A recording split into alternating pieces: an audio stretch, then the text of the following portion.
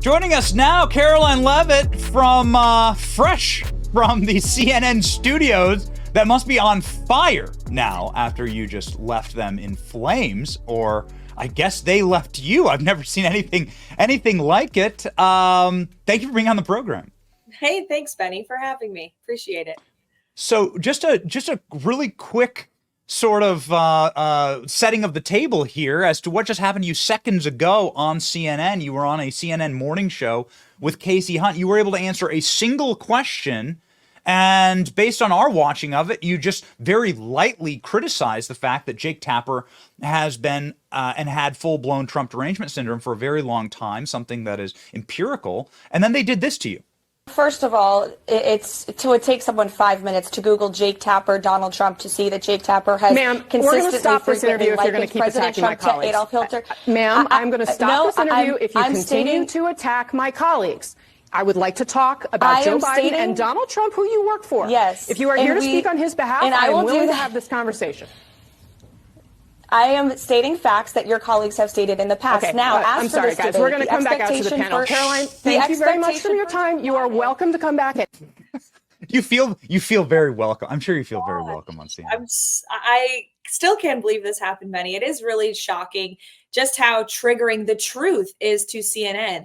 And that's all I was doing, was pointing out the fact that President Trump is bold to go on a 3-on-1 fight on a network that is clearly hostile to him. Let's stop pretending like CNN is still the most trusted name in news. They are not.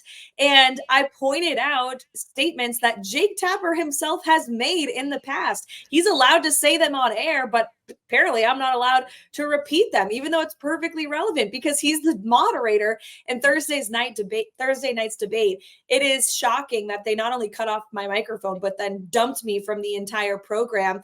And as you could see at the end of that clip, I was ready to pivot and to talk about the issues and talk about our strategy heading in to Thursday night, but she couldn't take it, and they can't handle the truth. That's what it comes down to.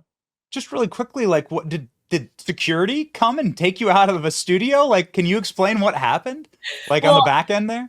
Well, I'm in a remote studio, so but my monitor did not show Casey's body language, nor did it show the show itself. So I was just staring into my blank camera, only seeing the image of myself. So I thought I was still on. So I kept going and talking about the border invasion and immigration and how Joe Biden is going to answer these problems.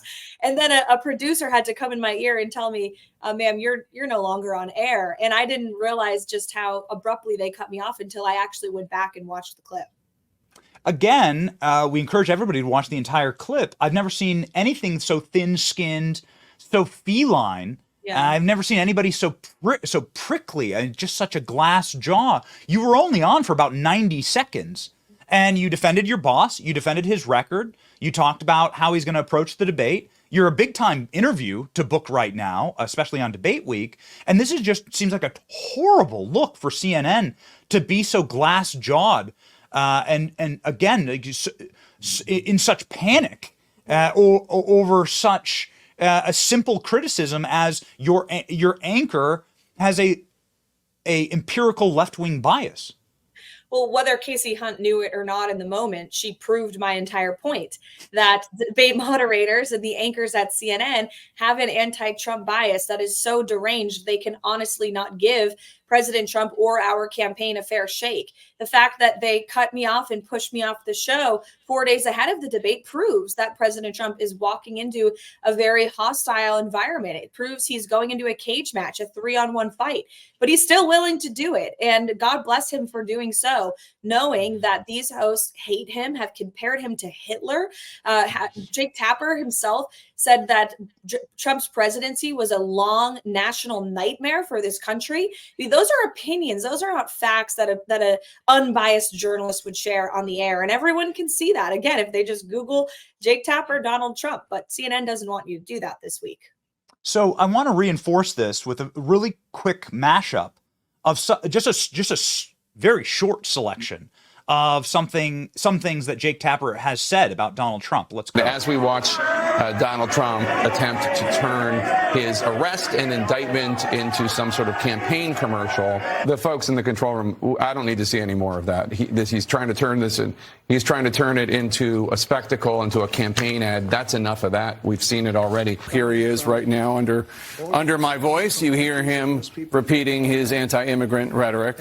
President Trump, now in quarantine, has become a symbol of his own failures. He is running the single most negative, sleazy campaign in American history for a major party candidate. If you were to open up a copy of Hitler's Mein Kampf, here it is. Here comes you the would Hitler find the Nazi leader describing the mixing of non-Germans with Germans as poisoning. There's really no other way to say it. Donald Trump's language mirrors this directly.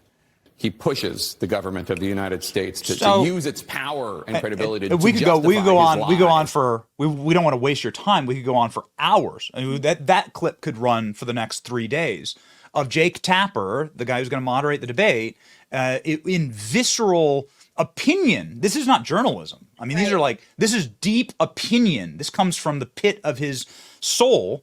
This comes from his hatred of Donald Trump. This is full-blown TDS. You're right to call him out. Mm-hmm. And it's just his words. That's the thing, is all I was doing was repeating his words, his opinions that he has so confidently expressed on air for the last 8 years. But they don't want other people to call attention to that during this week, because they are still trying to uphold this false reputation that they are an unbiased news network, which anyone with honesty and integrity can see that they are not.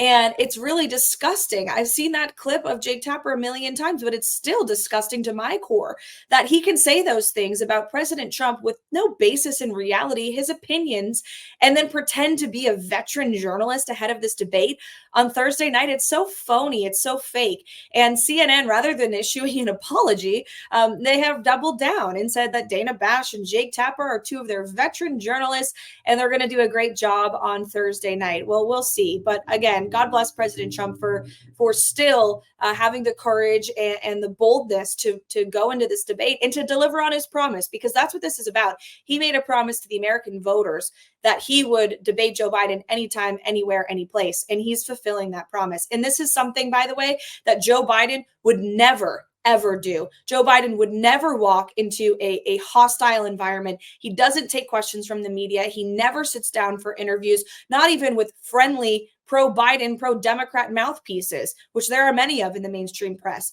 He would never, ever take questions from hostile hosts like President Trump is going to do on Thursday night. Yeah, I was going to say that this would be the equivalent of Joe Biden sitting down with Tucker Carlson for an interview or a debate. But actually, that would be very unfair to Tucker, because Tucker hasn't worked directly for the RNC, as far as I know. You can go here into Jake Tapper's Wikipedia and see that Jake Tapper began his career as a press secretary for a Democrat congressional candidate, and then served as that congressional candidate's press secretary on Capitol Hill. His job was flacking for the Democrat Party. That's how he began his career. Then he worked at a powerful public relation firm run by Democrats. Then he worked for the Brady Center to prevent gun violence and handgun control. Then he went on to write for the Washington City paper. You know what his first article was? I dated Monica Lewinsky. We have it right here. Here's the article. I dated Monica. Here's Jake Tapper's first foray into journalism, going on dates with Monica Lewinsky for clicks. There you go. Here's your boy. There you go. So you may not want to go there, but we're happy to. This is Jake Tapper, ladies and gentlemen. That is exactly who he is. And CNN is, again, still trying to pretend like they are anything but deranged and anti-Trump, even though it's so evident in the opinions that their hosts like Jake Tapper spew, and it's so evident in their coverage of President Trump. And the fact that Tapper, in one of the clips you showed, had to cut off President Trump's speech. They can't even handle the truth. They can't even handle listening to his words. And rather than having such disgust in their hearts, maybe they should open up their hearts and listen to President Trump, because there's hundreds of millions of Americans right now who believe in him and his message to make this country great again. And maybe they wouldn't be so out of touch if they just opened their minds to understanding why President Trump says the things he does, why his vision for this country looks the way it does, and why there's millions of people who support it. Karoline, I wanted to now pivot. I mean, I think we've obviously done a number on Jake Tapper. Jake Tapper, who's from Philadelphia, must have been crying into his therapy pillow watching the rally this weekend in Philadelphia. It was remarkable. It was another stadium filled with people inside of a Democrat city, inside of a blue area of what is a purple state or is a blue state. And Trump is doing this all across the country, whether it's New Jersey or New York or California. What is the strategy moving forward through the debate, convention, and the general? Well, whether it's the CNN debate stage on Thursday night, or Detroit, Michigan, where he was last week, Wisconsin and Pennsylvania, where he was this past week, President Trump is committed to bringing his winning message to every corner of this nation. And the Republican Party is so unified, and President Trump is leading with independent voters by so much that our campaign is now going on offense in deep blue territories with longtime Democrat voters who are fed up with Joe Biden's terrible policies. And we are actively outreaching and engaging in these communities, the Black community, the Hispanic community. We also just announced that we're opening offices in Virginia and Minnesota, because the polling shows that these states are legitimately in play. And it's because all Americans, regardless of their background, what state they live in, what color their skin, how much money they make, are realizing that we cannot afford 4 more years of Joe Biden's inflation policies, 4 more years of Joe Biden's wide open illegal immigration invasion, 4 more years of Joe Biden's weak foreign policy that is leading us to the brink of World War III. We need a return to the Trump era, where the economy was booming, our border was secure, law and order was demanded in communities across this country. And that's why we're seeing President Trump is leading in the polls in every battleground state. And we are now going into these traditionally Democrat territories, and he is making historic gains. And we will continue to do this all the way to Election Day on November the 5th. So real quickly here, the strategy on the debate stage. Can you tell me about the president's preparation for that? We saw some back and forth with the audience this weekend. Is really heartwarming and funny. But how is the president preparing for this debate? And what will the president do in this 3-against-1 fight to try to mitigate getting interrupted every 10 seconds, right? Like, how will the president actually land punches in this debate? Well, he's very well prepared for this debate because he's arguably the most well-read man in America. President Trump knows what's happening around the world at all times. He's constantly reading. He's been meeting with policy advisors to talk about the key issue areas that are going to be the focus of this debate on Thursday night. But aside from that, he's continued with his busy schedule, and that is meeting with the American people. And that's the most important audience of all. He was in Philly on Saturday, like we said. He was at a cheesesteak shop taking questions from voters directly. He'll continue to engage in hostile interviews with the news media ahead of Thursday night's debate. This is a sharp contrast to what we know Joe Biden is doing, hiding away in the woods at Camp David, as far away from the cameras as he can get, with a million advisors who are pressing note cards into his brain, making him memorize talking points. It was even reported that Joe Biden was practicing standing up for 90 minutes. And that is actually really sad that the leader of the free world has to practice standing on his feet for an hour and a half. President Trump does that multiple times a week at rallies, giving hours-long speeches. So President Trump is ready. Good luck to Joe Biden, who clearly is getting some much-needed rest ahead of this debate on Thursday. And you've come on this program and said that you think Joe Biden might be getting mommy's little helper before he gets on stage, but you're not going to push the whole drug testing thing. Can you give me a quick update on that?